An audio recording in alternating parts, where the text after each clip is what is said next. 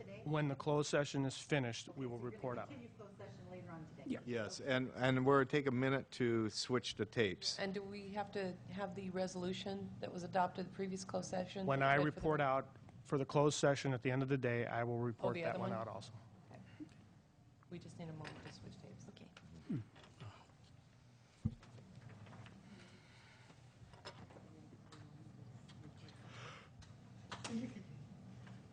Ray, is Melinda coming back in? She's right there. Oh, She's hiding. She's hiding from She's the hiding, just like the...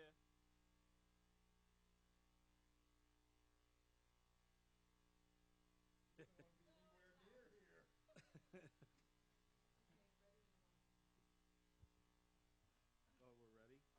Okay. Okay. CAO Espinoza will continue with the budget item. Thank you, Mr. Chair. Yes, so we're going to go ahead and go back to our continued item of yesterday from our budget hearings. That was item 89, Budget Unit 999, appropriations of contingencies. And Melinda is here to discuss that with your board. Okay, let's try this again. Did you get your papers that I handed you? Okay. So, on the sheet that I just handed you is kind of an explanation of yesterday's contingency number that I provided you at the end of the day. So column 1, let me get to my papers here real quick.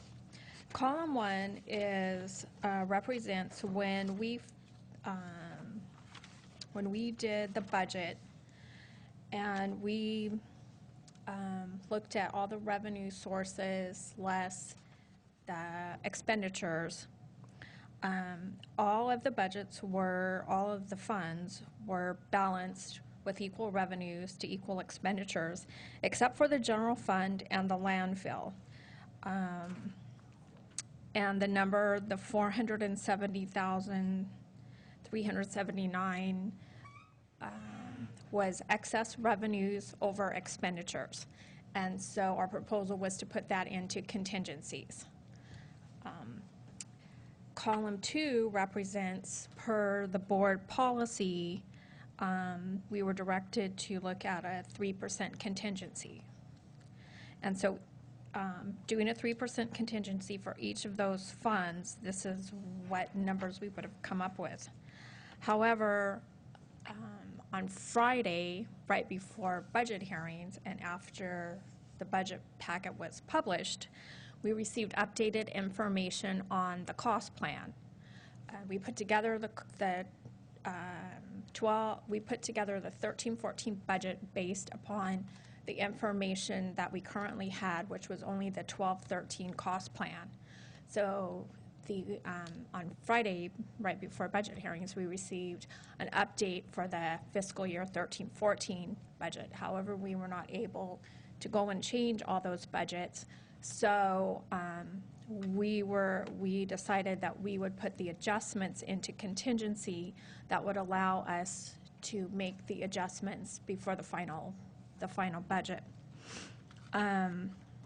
So column 3 shows you what each fund's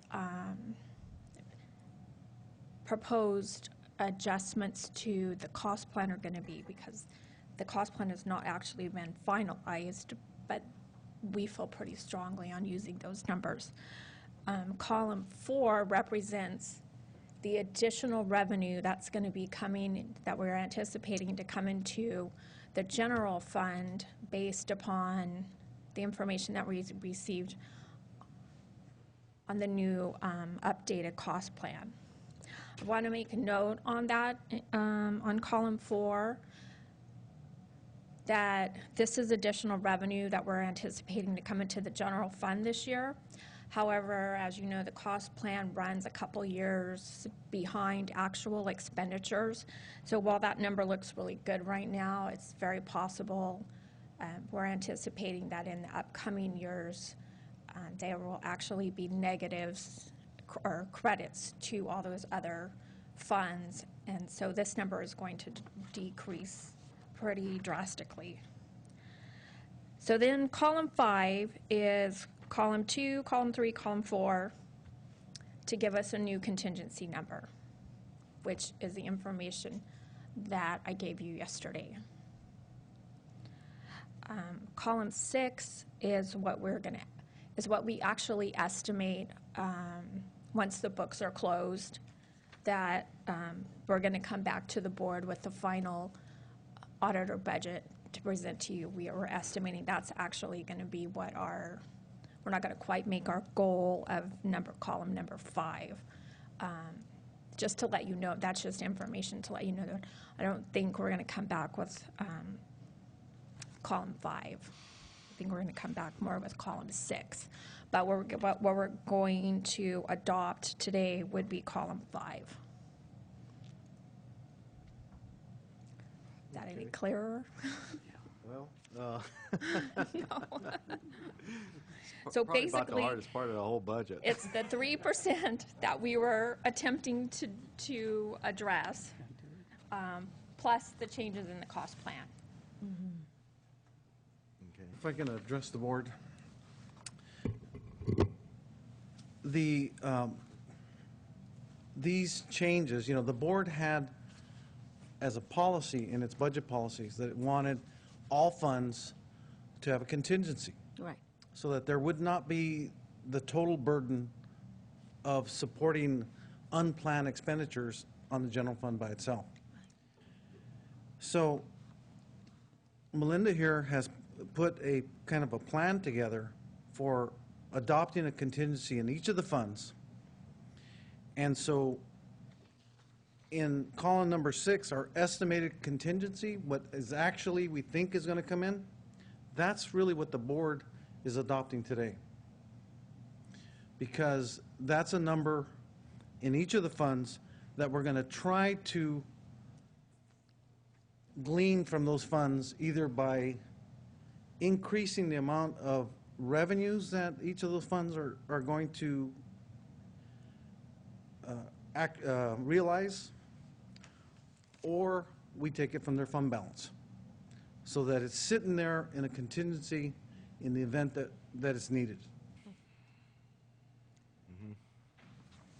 Okay. Now, Joe Paul, and may I ask a Yeah. question?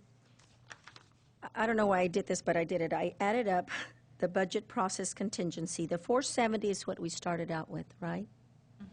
All right. I added the 465. That is the updated. So that's we add those two together because now we have more.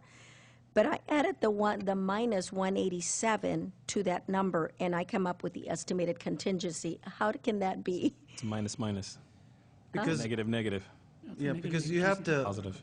It's a plus. minus the So negative. it actually turns into a positive. Oh, you're going the minus. Yeah. Okay. Because it actually, What you do in Yeah. accounting, and I'm familiar with that. Okay, it's a so reduction then, of expense, so it's so, actually. okay, so that's why I thought, how did they say that they Yeah. add up if it's a minus? So I understand it now, because it's a minus to a minus, it becomes a positive, so, okay, got it, thank you.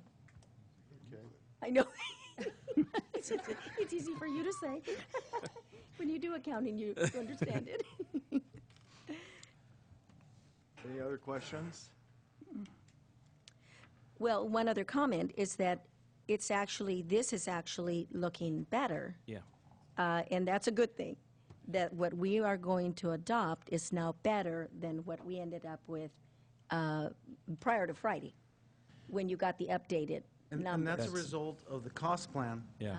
The draft finally came in from our outside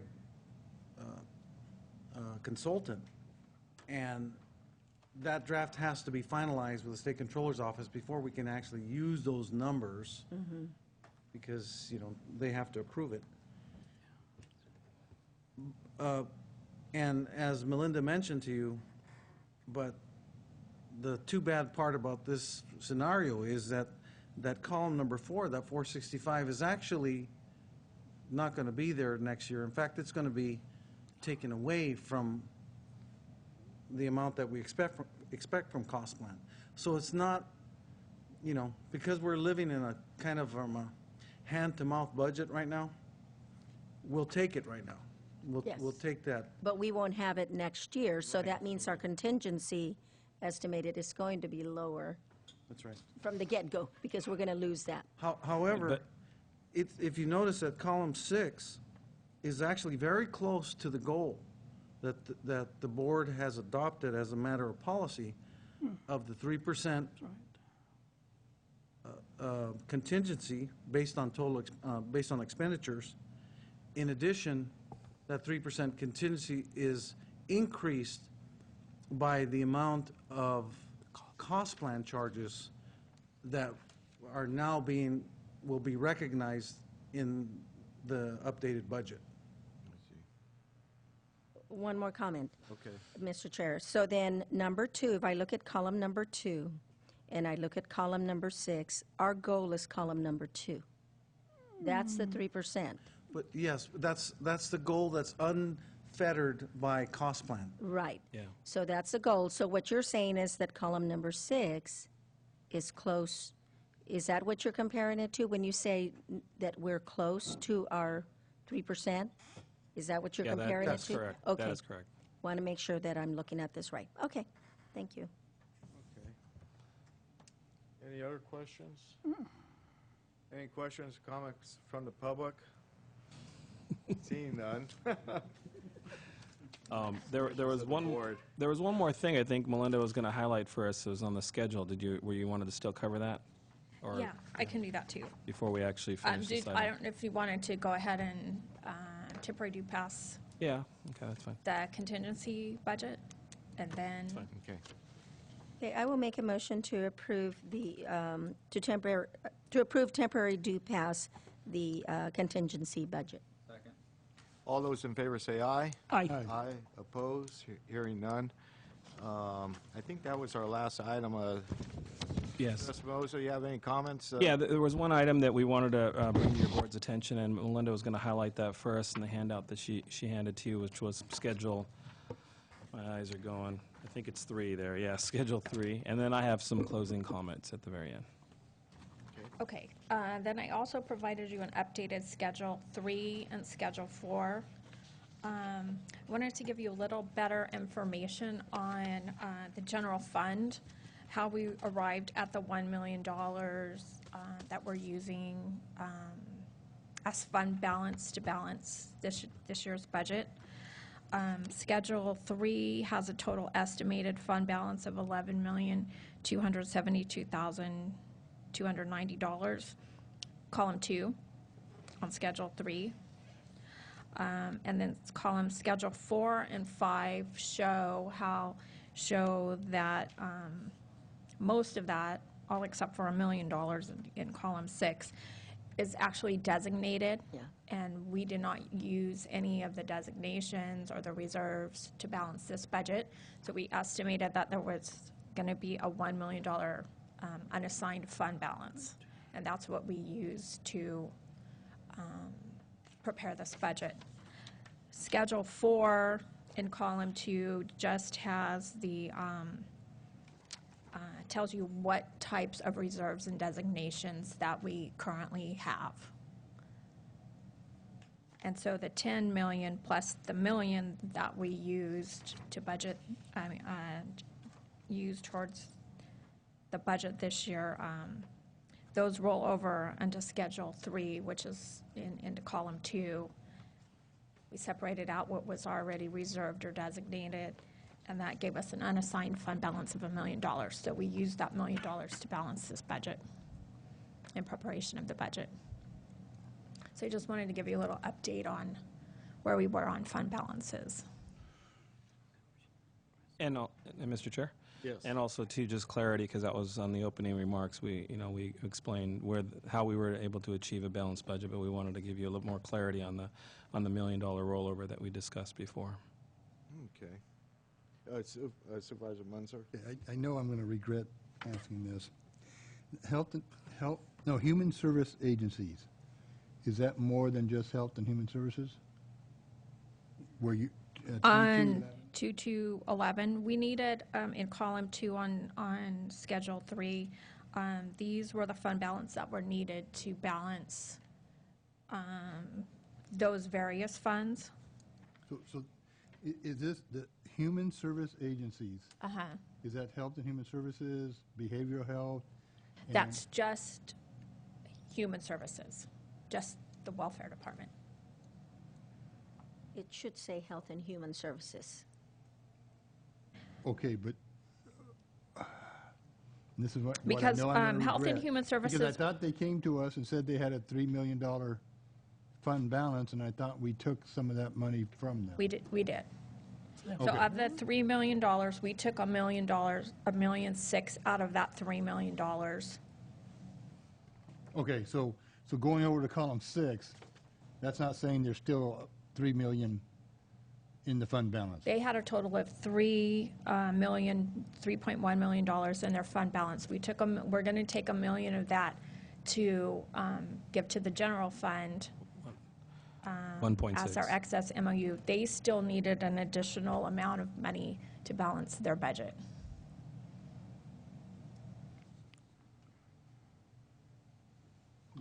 They're taking it from their fund balance. So did they have more than 3 million in their fund balance if we took $1 million from them? Yeah, there was $1 million left over, right? In HSA. Yes. Okay, so your first question, yeah, this is the Health and Human Services. This 2211 is the Health and Human Services, the agency. The Health Department, of course, has is public health. It has a separate fund. But that's what we're talking about. That's the fund that you were referring to. You were asking, oh, you only did these two. I didn't. Okay. Those are just the updates. So here in Schedule 3, this is the total fund balance that is expected as of June 30th, 2013. Is $1 million that we took still there? In this 3 million? Yes. No, because Has it been moved yet? it will be moved in this new budget year. I mean, I'm sorry, yes, it is in It is this still 3 million. there, yes. Has Yes, not moved. Okay, yes, then my yes. question's answered. sorry. Yes, I'm sorry. Hasn't been moved yet. Where you were going with Okay, it. all right, very good.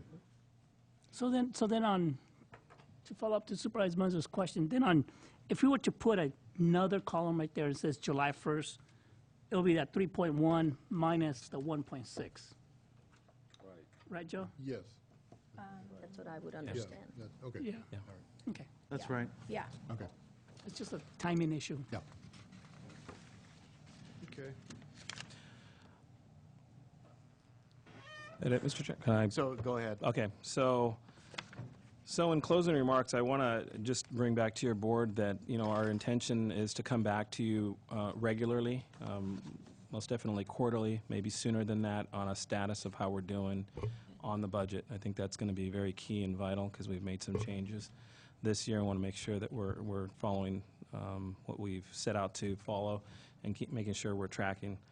So that's the one thing I think it was really important to bring out to your board, that we definitely need to do that. We could like to continue on with the special board meetings.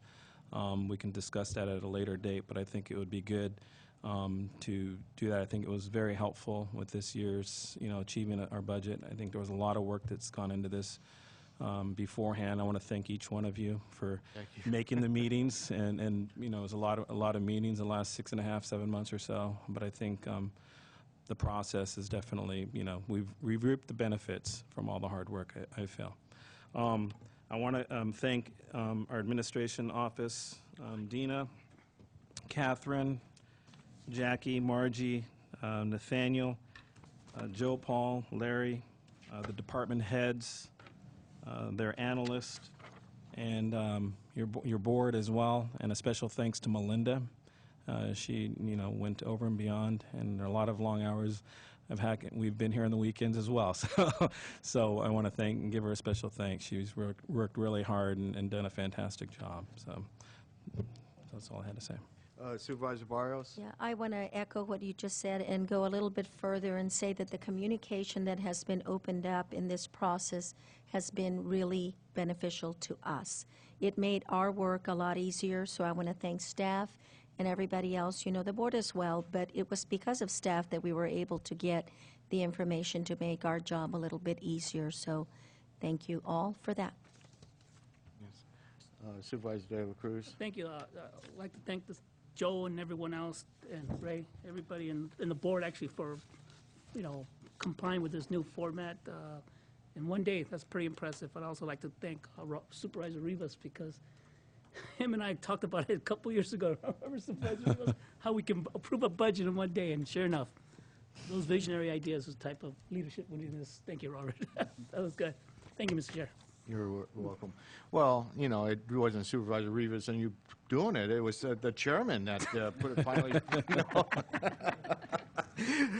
Anyway, all kidding aside, the leadership from, from the CAO and County Council, the auditor's office, our auditors upstairs, and Melinda, you did a great job yesterday rolling out the numbers, and it was smooth, understandable, and I think the board certainly appreciated your efforts, and we're happy we're not here for 6 days trying to decipher how we're balance this budget, and we'll look forward to the quarterly updates going forward, and making sure we're still on track where we're supposed to be, and we turn a corner. Thank you.